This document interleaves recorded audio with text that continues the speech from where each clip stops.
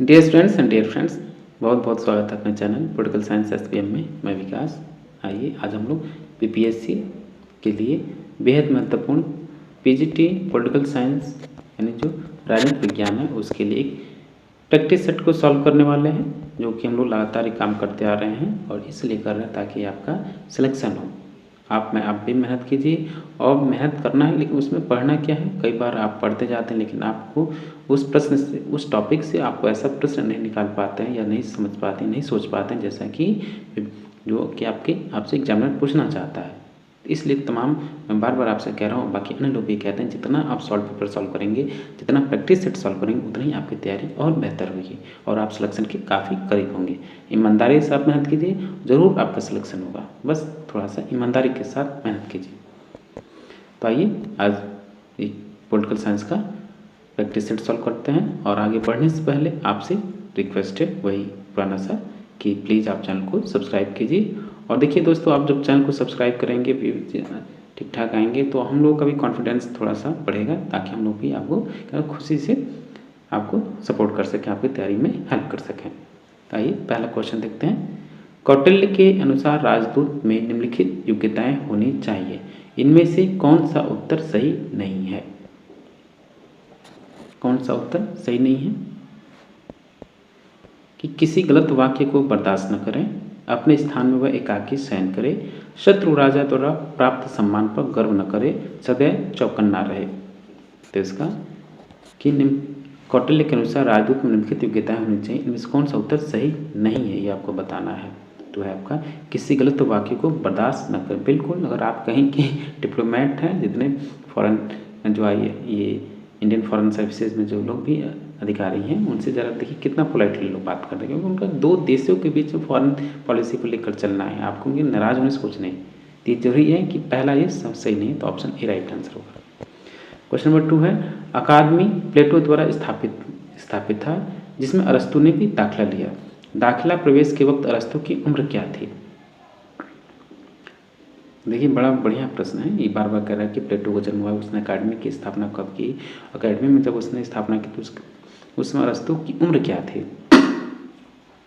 तो लगभग उम्र उसकी थी 18 वर्ष। बेहद महत्वपूर्ण कोट है कि तलवार के बिना समझौता व्यर्थ है, यानी तलवार के बिना जो समझौते हैं मात्र कोरे शब्द हैं या कोरा कागज है या व्यर्थ है, बकवास है। किसने कहा है? यानी जो भी समझौता होगा शक्ति के आधार पर होगा। किसका मानना है? ये मानना है आपका हॉब्स का। ऑप्शन डी राइट आंसर होगा। क्वेश्चन नंबर 4 कि प्रजातंत्र पर अनेक आरोप लगाए जा सकते हैं, परंतु इससे अधिक अच्छे शासन प्रणाली की खोज मानव जाति ने अभी तक नहीं की है। यह किसका कथन है या किसका कहना है? लॉर्ड एप्टन, लॉर्ड ब्राइस, प्लेटो या लेकी का? तो ये कथन है आपका लॉर्ड जेम्स ब्राइस का। अगला प्रश्न है, यह विचारधारा किसकी है कि प्रजातंत्र में बहुमत की निरंकुशता होती है? देखिए टीआरई 2 में प्रश्न आ चुका है, तो हम लोग इसको जल्दी जल्दी सॉल्व करें ताकि आप कम समय में ज़्यादा प्रश्नों को अटेम्प्ट कर सकें, समझ सकें। और कल एक और चीज़ आपको बता दें, कल आपके लिए बेहद सरप्राइज है। देखिए आप कल इंतज़ार कीजिए, कल के वीडियो आपके लिए बेहद सरप्राइज होगा और आपकी तैयारी में और सुधार, उसमें इजाफा होगी और आप बेहतर कर सकेंगे। आपके हितों को देखते हुए, आपकी परेशानी तमाम लोग कमेंट कर रहे थे, उसको ध्यान रखते हुए नई शुरुआत की, ताकि और आपकी तैयारी बेहतर हो सके। तो आइए देखते हैं कौन कहता है कि प्रजातंत्र में बहुमत की निरंकुशता होती है। ये बेहद महत्वपूर्ण कोट है और टीआरई 2 का प्रश्न है। तो ये डी टॉकविली का कथन है। क्वेश्चन नंबर 6 है, ऐसा दूसरा शब्द नहीं है जिसके इतने विभिन्न भावार्थ लिए जा सकते हैं और जिसने मानव मस्तिष्क पर इतना विभिन्न प्रभाव डाला हो। यह किसने कहा है और किसने कहा है? तो क्वेश्चन नंबर 6 का आंसर होगा ऑप्शन नंबर सी, मॉन्टेस्क्यू, सी। अगला क्वेश्चन नंबर 7, मुझे रोटी खाने का कोई अधिकार नहीं है जबकि मेरे पड़ोसी को बिना रोटियों के गुजारा करना पड़ता है। साफ साफ ये प्रश्न ऐसे ही बनता है, मुझे रोटी खाने का कोई अधिकार नहीं जब तक मेरा पड़ोसी भूखा है। ये किसका कथन है? और बेहद महत्वपूर्ण कोट है ये कथन है आपका लास्की का। Question number 8, J S. Mill, John Stuart Mill ने नागरिकों की व्यक्तिगत स्वतंत्रता का बहुत ही प्रबल समर्थन किया है। किस पुस्तक में? बताएं किस पुस्तक में, उसकी अपनी किस रचना में जे.एस. मिल ने व्यक्तिगत स्वतंत्रता की वकालत की है, प्रबल समर्थन किया है। क्वेश्चन नंबर 8 का आंसर होगा ऑप्शन नंबर सी, प्रतिनिधि शासन यानी रिप्रेजेंटेटिव गवर्नमेंट। देखिए तमाम रचनाएं ऐसी हैं जो हिंदी में भी उसका अनुवाद करके पूछी जाती है और इंग्लिश में तो है ही, ये भी याद रखना है। क्वेश्चन नंबर 9 है, स्वतंत्रता और समानता एक दूसरे के विरोधी नहीं वरन एक दूसरे के पूरक हैं, ये किसने कहा है? देखिए ये आंसर का आंसर होगा ऑप्शन नंबर सी, दूसरे के विरोधी बल्कि पूरक है, ऐसा लास्की का मानना है कि स्वतंत्रता से तात्पर्य ऐसे वातावरण को बनाए रखना है जिसमें कि व्यक्ति को अपना पूर्ण विकास करने का अवसर मिले। यह स्वतंत्रता की परिभाषा किसकी है? किसकी है परिभाषा ये? ऑप्शन देखिए, तो क्वेश्चन नंबर 10 का आंसर होगा ऑप्शन नंबर ए, लास्की। अगला प्रश्न 11, निम्नलिखित में से कौन सा ठीक है, कौन सा सही है, सुमेलित है, सही सुमेलित है कि स्वतंत्रता का अर्थ अत्याचार की अनुपस्थिति? ऐसा कुछ नहीं है, गलत है ये। स्वतंत्रता का अर्थ है सभी बंधनों का अभाव? बिल्कुल नहीं, ये भी गलत है, सभी बंधनों का अभाव नहीं है, बल्कि उचित प्रतिबंधों का या अनुचित प्रतिबंधों का अभाव होना चाहिए और आप पे उचित प्रतिबंध लगे। स्वतंत्रता का अर्थ बंधनों का पूर्ण अभाव नहीं बल्कि सामाजिक रूप से स्वीकृत बंधन है, ये सही है आपका ऑप्शन सी, राइट आंसर होगा सी। क्वेश्चन नंबर 12 देखिए, एकात्मक राज्य वह है जिसमें सभी शक्तियों व अधिकार एक केंद्र के पास होते हैं, जिसकी इच्छा व जिसके प्रतिनिधि वैधानिक रूप से संपूर्ण क्षेत्र में सर्वशक्तिमान होते हैं, किसने कहा था? तो ये कथन है आपका फाइनल महोदय का ऑप्शन बी। क्वेश्चन नंबर 13, एक केंद्रीय शक्ति के द्वारा सर्वोच्च शक्ति का प्रयोग किया जाना है एकात्मक शासन है, कथन किसका है? तो ये कथन है आपका option number A V dicey का, जो कि रूल ऑफ लॉ के जनक है। क्वेश्चन नंबर 14, एकात्मक शासन के सरकार में केंद्रीय सरकार एकात्मक शासन की सरकार में केंद्रीय सरकार स्थानीय सरकारों की शक्तियों और सीमाओं में परिवर्तन या खत्म कर सकती है, ऑप्शन ए राइट आंसर है। नेक्स्ट है कि 1919 के एक्ट के अधीन भारत सरकार का स्वरूप भी क्या था? 1919 के एक्ट के अधीन भारत सरकार का जो स्वरूप था वो था आपका क्या? एकात्मक था, यूनिटरी फॉर्म ऑफ गवर्नमेंट थी उस टाइम। 1935 का जो भारत शासन था उसमें संघीय व्यवस्था को अपनाया गया। क्वेश्चन नंबर 16, अमेरिकी संविधान के निर्माण संबंधी फिलाडेल्फिया सम्मेलन में संघ विरोधी गुट का नेता कौन था? ये क्वेश्चन आपसे बार बार पूछा जाता है। तो क्वेश्चन नंबर 16 का आंसर होगा ऑप्शन ए, जेफरसन। उनका बेहद महत्वपूर्ण कोट है और आप बताइए कौन सा कोट है, कमेंट बॉक्स में जरूर कमेंट करें। क्वेश्चन नंबर 17 है कि राजनीति शक्ति से अपृथकनीय है, यानी राजनीति शक्ति से अपृथकनीय, यानी शक्ति से राजनीति को हटाया नहीं जा सकता है। ठीक, ये किसका कथन है? यानी राजनीति को शक्ति से अलग नहीं किया जा सकता। यानी ये कई कहते हैं कि जो पॉलिटिकल साइंस है वो study for power and peace या पावर फॉर स्ट्रगल की भी ये कई लोग इस बात में शक्ति संघर्ष के लिए भी इसको राजनीति विज्ञान के रूप में कई विचारक मानते हैं। तो वही बात है। तो क्वेश्चन नंबर 17 का आंसर होगा ऑप्शन नंबर बी, बेकर का मानना है कि राजनीति शक्ति से अपृथकनीय है। क्वेश्चन नंबर 18, राष्ट्रीयता योगित राज्य है, राष्ट्रीयता योगित राज्य ये किसने कहा है? तो ये कथन है आपका गिलक्राइस्ट महोदय का। नेक्स्ट क्वेश्चन है कि राजनीतिक शास्त्र को इससे बहुत भला होगा यदि संप्रभुता के सिद्धांत को तिलांजलि दे दी जाए। उपरोक्त कथन किस एक विचारक के विचार को दर्शाता है? यानी कौन कहता है राजनीतिक शास्त्र से बेहद मतलब अच्छा होगा कि उसे संप्रभुता के सिद्धांत को निकाल दिया जाना चाहिए, हटा दिया जाना चाहिए। तो ये कथन है आपका किसका? ये हराल्ड जोसेफ लास्की का कहना है। क्योंकि इसलिए कहते हैं क्योंकि स्वयं बहुलवादी विचारक हैं, जितने बहुलवादी विचारक हैं वो संप्रभुता के सिद्धांत को नकारते हैं और उनका ये मानना है कि जो शक्ति है, राज्य की सत्ता केंद्रित नहीं बल्कि वो संघों में विभाजित है। क्वेश्चन नंबर 20 है कि निम्न में से किसने भारत में दलविहीन प्रजातंत्र का सुझाव दिया था? ये आम सा क्वेश्चन है, बार बार आपसे पूछा जाएगा और इसको आप रट लीजिए, भूलना नहीं है। किसने कहा? जो पार्टीलेस डेमोक्रेसी की बात करने वाले जो हैं आपके जेपी हैं, जयप्रकाश नारायण। उन्होंने एक और नारा दिया, कौन सा? संपूर्ण क्रांति का। ठीक, ये भी आपको याद रखना है। ठीक, क्वेश्चन नंबर 21 कि मनुष्य के नागरिक समाज में सम्मिलित होने का उद्देश्य उसकी संपत्ति की सुरक्षा है, यह किसने कहा था? ये क्वेश्चन महत्वपूर्ण है। ये कथन है आपको पता ही है, जॉन लॉक का कथन है। सीमित सरकार का जनक या उदारवाद का बौद्धिक या उदारवाद का जनक। क्वेश्चन नंबर 22, राज्य उसी प्रकार व्यक्ति से पूर्व है जिस प्रकार संपूर्ण अपने अंश से पूर्व है, यह कथन किसका है? राज्य व्यक्ति से पूर्व है या राज्य व्यक्ति का बृहद रूप है, ठीक, या विराट रूप है? ये दोनों कथन आपको हमेशा याद रखना चाहिए। 22 का आंसर होगा कौन? तो राज्य व्यक्ति से पूर्व है जिस प्रकार संपूर्ण अपने अंश से पूर्व है। तो ये कथन अरस्तु का, इसी को शुद्ध्यासात्मक या टेलियोलॉजिकल भी बोलते हैं। क्वेश्चन नंबर 23, राज्य सामाजिक विकास प्रक्रिया की एक निश्चित अवस्था की उत्पत्ति है, यह कथन किसका है? ये किसका कथन है? तो ये कथन है आपका कि राज्य सामाजिक विकास प्रक्रिया की एक निश्चित अवस्था की उत्पत्ति है, ये कथन फ्रेडरिक एंजल्स का है, ठीक। क्वेश्चन नंबर 24, किसने कहा लोक कल्याणकारी राज्य दान का विषय नहीं अधिकार का विषय है? ये क्वेश्चन भी बेहद महत्वपूर्ण है और इसलिए महत्वपूर्ण है क्योंकि ये जो कोट के हैं ये भारतीय राजनीतिक विचारक हैं। यह ईडी आशीर्वाद उनका कथन है। नेक्स्ट क्वेश्चन है क्वेश्चन नंबर 25, किसने कहा था राज्य का दान शक्ति नहीं इच्छा है? ये क्वेश्चन भी साधारण है। राज्य का आधार शक्ति नहीं इच्छा, ये बेहद महत्वपूर्ण कथन है आपका किसका? टी.एच. ग्रीन महोदय का, ऑप्शन बी।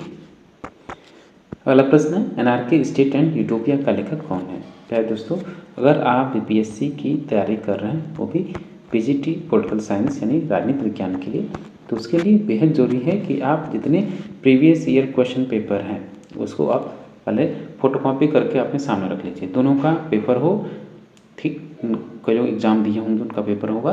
आप नहीं है तो यूट्यूब से डाउनलोड कर लीजिए वेबसाइट से, और नहीं तो जो इसी नाम से जो हमारा चैनल है पॉलिटिकल साइंस एसबीएम के नाम से टेलीग्राम है, उस पर ऑलरेडी अवेलेबल है।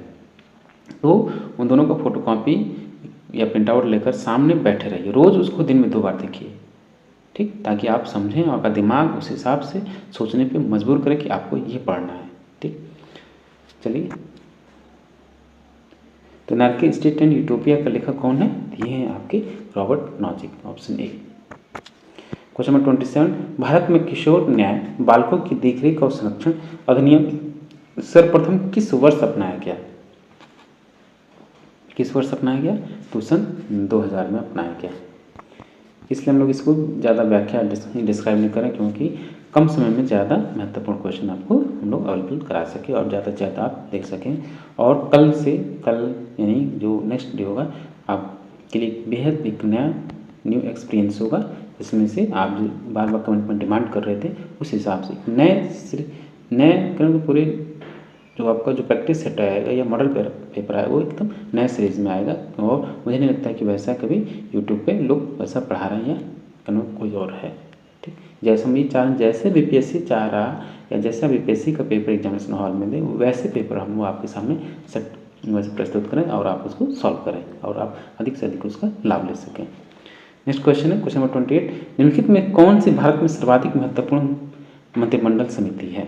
सबसे इम्पोर्टेंट जो आपकी कैबिनेट जो समिति है कौन सी है? तो है आपकी राजनीतिक मामलों की समिति, ऑप्शन बी सबसे महत्वपूर्ण है।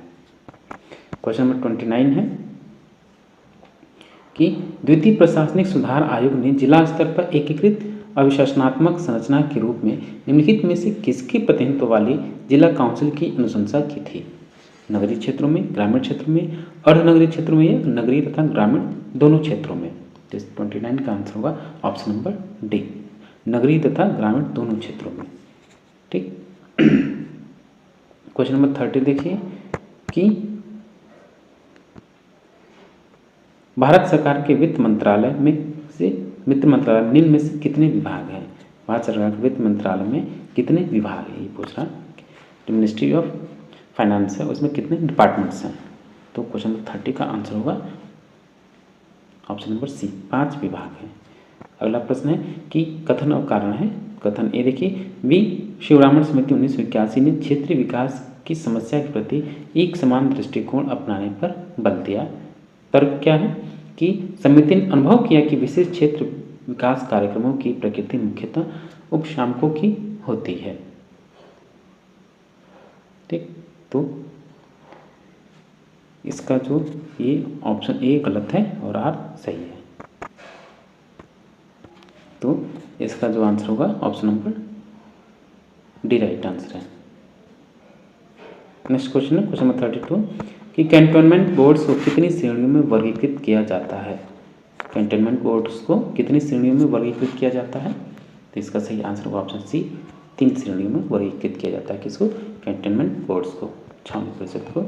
33 कि पंचवर्षीय योजनाओं तथा प्रगतिशील विधान में सोचे गए सामाजिक परिवर्तन को केवल प्रतिबद्ध नौकरशाही ही ला सकती है, यह कथन किसका है? तो ये कथन बेहद महत्वपूर्ण है और बार बार आपसे पूछा गया है। तो ये कथन है आपका श्रीमती इंदिरा गांधी जी का। 34 लिखिए मुख्यालय के कार्यों और शक्तियों को क्षेत्र कार्यालयों में विकेंद्रित करने को क्या कहते हैं? तो इसको हम कहते हैं भौगोलिक विकेंद्रीकरण। ये राइट आंसर होगा। क्वेश्चन नंबर 35 बंद प्रत्यक्षीकरण याचिका के बारे में निम्नलिखित में से कौन सा कथन सही है? कौन सा कथन सही है? आप सही से पढ़िए इसको। तो जो हैबियस कॉर्पस है बंद प्रत्यक्षीकरण, जो अनुच्छेद 32 और 226 के तहत जो 5 रिट मिले हैं, उसके बंद प्रत्यक्षीकरण उसका ये है कि यह न केवल निजी व्यक्तियों बल्कि कार्यपालिका के स्वेच्छाचारी कार्यों के खिलाफ जनता की सुरक्षा के लिए एक शक्तिशाली उपाय है। ऑप्शन सी राइट आंसर होगा। क्वेश्चन नंबर 36 कि भारत में निष्पादन बजट निम्नलिखित में से किसकी सिफारिश पर शुरू किया गया था? ये भी क्वेश्चन बेहद महत्वपूर्ण है। किसके सिफारिश पर? ये थे आपके कौन? प्रथम प्रशासनिक सुधार आयोग रिपोर्ट के आधार पर, सी। क्वेश्चन नंबर 37 निम्नलिखित में से किस देश ने बहुत पहले 1776 में समाचार पत्रों के स्वतंत्रता अधिनियम कानून को सबसे पहले अधिनियमित किया था? देखिए सबसे पहले समाचार जो पत्र हैं उनको सबसे पहले स्वतंत्रता प्रदान कहाँ की गई? 1766 में ही। तो 37 का आंसर ऑप्शन सी स्वीडन। और भारत में देखिए क्या है। क्वेश्चन नंबर 38 है किस संवैधानिक संशोधन के अंतर्गत भारत में प्रशासनिक न्यायाधिकरण यानी जो एडमिनिस्ट्रेटिव ट्रिब्यूनल्स हैं का प्रावधान किया गया? ये क्वेश्चन भी इंपॉर्टेंट है। तो 38 का आंसर होगा ऑप्शन नंबर सी, 42वें संविधान संशोधन के द्वारा। क्वेश्चन नंबर 39 है कि सार्वजनिक पद पर बैठे व्यक्तियों की जिम्मेदारी के संबंध में जब एक अधिकारी विधिक कर्तव्य अनुपालन में असफल हो जाता है तो यह क्या कहलाता है? तो उसको हम कहते हैं क्या?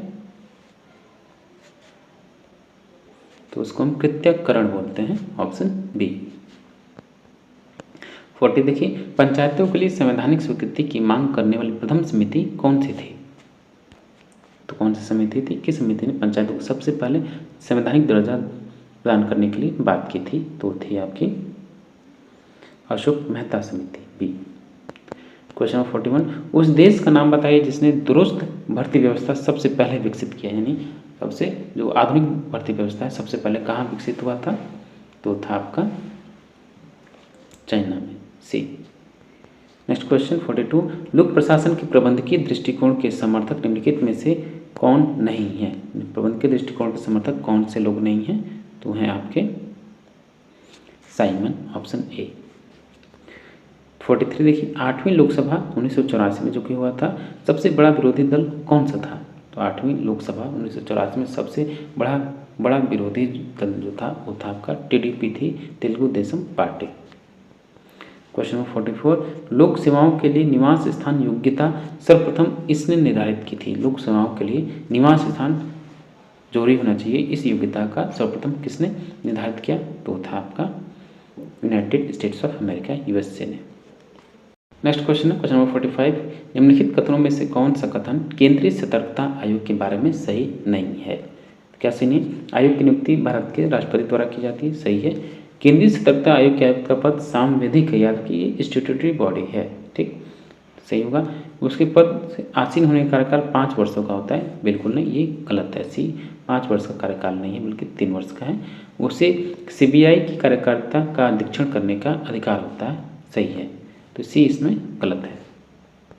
क्वेश्चन नंबर 46 आर्थिक वैश्वीकरण एक असम और पदानुक्रमिक असमान और पदानुक्रमिक प्रक्रिया है तथा यह केवल अल्पसंख्यक अति छोटे वर्ग को लाभान्वित करता है। इसका संबंध किस उपागम से है?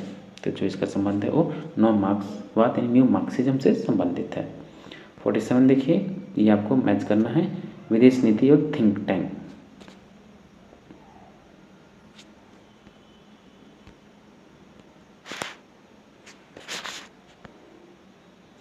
तो फॉरेन पॉलिसी इंस्टीट्यूट, ठीक, यानी विदेश नीति के थिंक टैंक यानी विभिन्न देशों की विदेश नीति के जो मंत्रालय हैं उनको हम क्या बोलते हैं?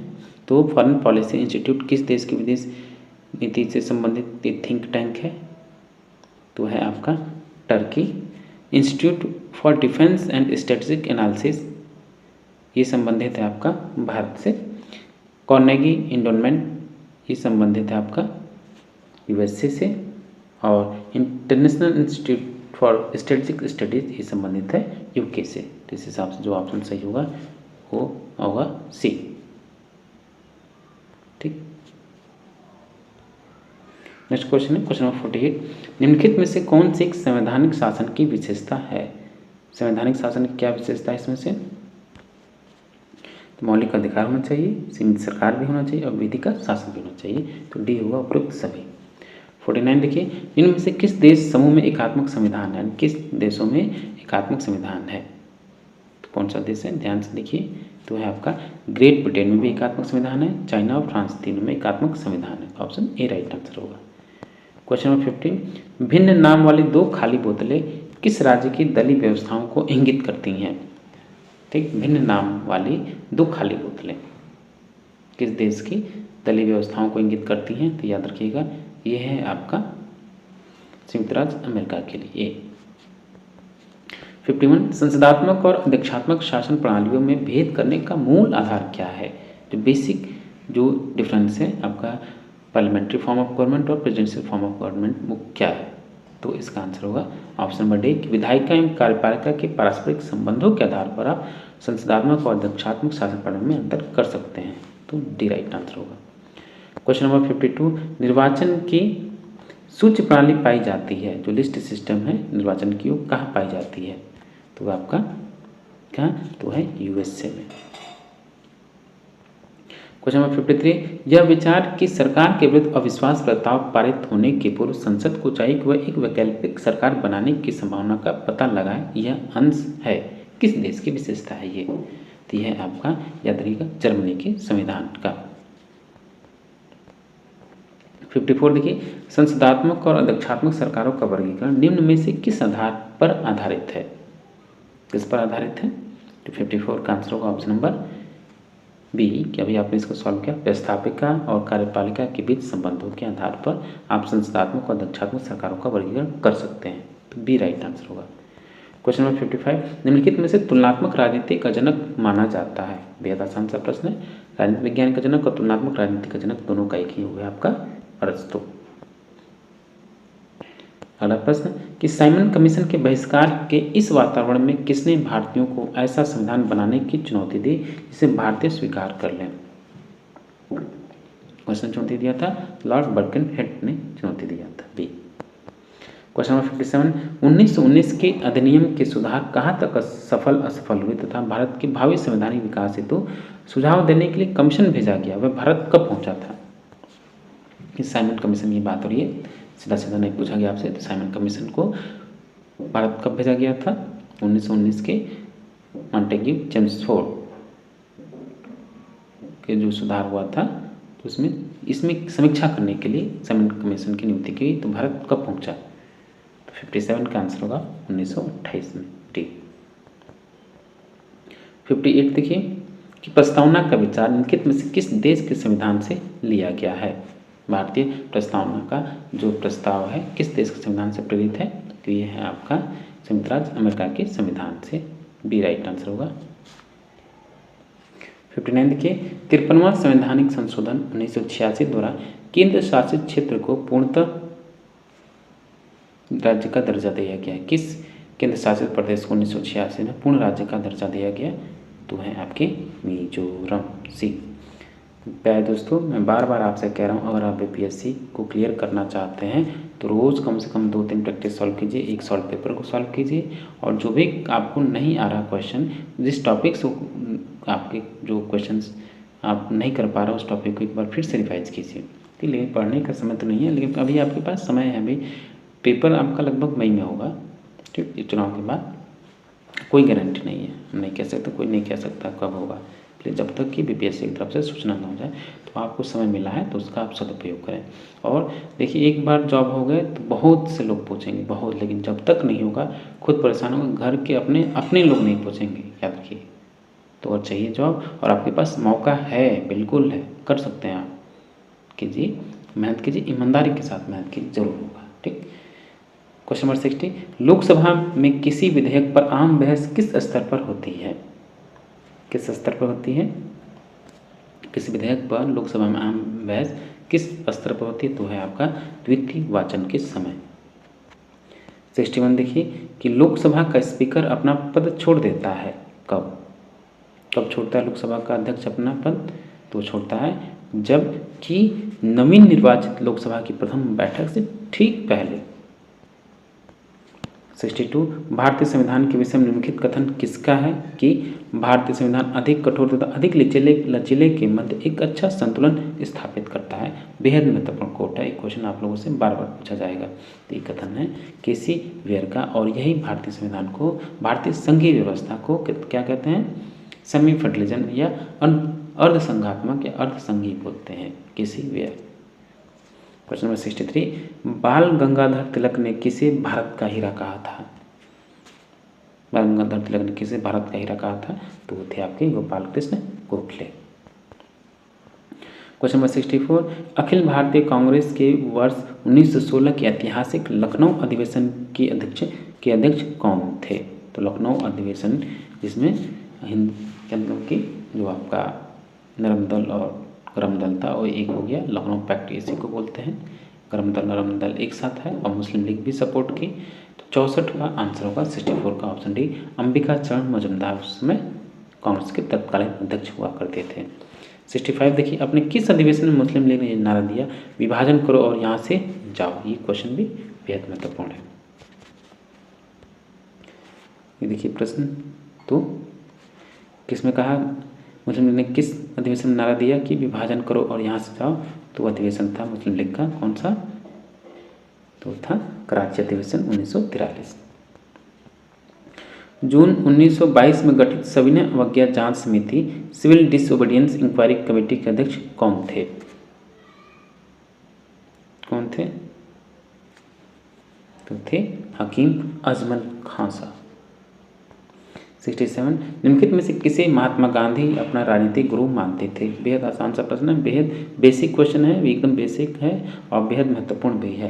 तो महात्मा गांधी के जो राजनीतिक गुरु थे गोपाल कृष्ण गोखले।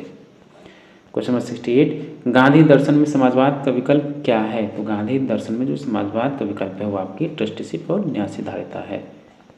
69, कि भारतीय संविधान के कौन से अनुच्छेद संघीय संसद को राज्य सूची में सम्मिलित विषयों पर विधि निर्माण का अधिकार देते हैं? देखिए बेहद महत्वपूर्ण प्रश्न है, अमूमन इसको लोग गलत कर देते हैं। तो 69 का आंसर होगा ऑप्शन ए अनुच्छेद 249। याद रखिएगा अनुच्छेद 249 और 250 और 251 ये तीनों दोनों आपको तो कम से कम आना ही चाहिए। 49-50 तो आना ही चाहिए, 48, 49, 50, 51 ये तीनों प्रश्न आपके कर्मता अनुच्छेद आना चाहिए। तो 69 का जो आंसर होगा ऑप्शन नंबर ए होगा कि 249, 250 और 252 और 254 तीनों ही, इस चारों ही अनुच्छेद आपको जैसे संघीय संसद को राज्य विषय के विषयों पर या राज्य संबंधित जो मामले उस पर कानून बनाने का अधिकार प्रदान करता है केंद्र को। ये जो इसका आंसर होगा option number A right answer होगा ए। क्वेश्चन नंबर 70 और लास्ट क्वेश्चन है कि लोकसभा का सचिवालय सीधे किसके नियंत्रण में होता है? तो लोकसभा का जो सेक्रेटरीट है वो किसका सचिवालय जो लोकसभा का है वो किसके सीधे नियंत्रण में? वो है लोकसभा का जो अध्यक्ष होता है उसके स्पीकर के सीधे नियंत्रण में होता है लोकसभा का सचिवालय। तो डियर स्टूडेंट्स ये था आपका बीपीएससी पीजीटी पॉलिटिकल साइंस के लिए यानी राजनीति विज्ञान के लिए जो आप 11 से 12 कक्षा के लिए वर्ग जो 11-12 के उसके लिए तैयारी कर रहे हैं तो उसके लिए बेहद महत्वपूर्ण प्रैक्टिस सेट और इसको आप अच्छे से रिवाइज कीजिए, सॉल्व कीजिए। वीडियो को 20 स्पीड में बढ़ा के देख लीजिए ताकि कम समय में आप ज़्यादा से ज़्यादा क्वेश्चन अटेम्प्ट कर सकें। ठीक, और आप फिर हम आपसे बता रहे हैं, चैनल को प्लीज़ आप सब्सक्राइब कीजिए, वीडियो को लाइक कीजिए और अपने दोस्तों में शेयर कीजिए। Thank you for watching. मिलते हैं आपसे नेक्स्ट वीडियो में।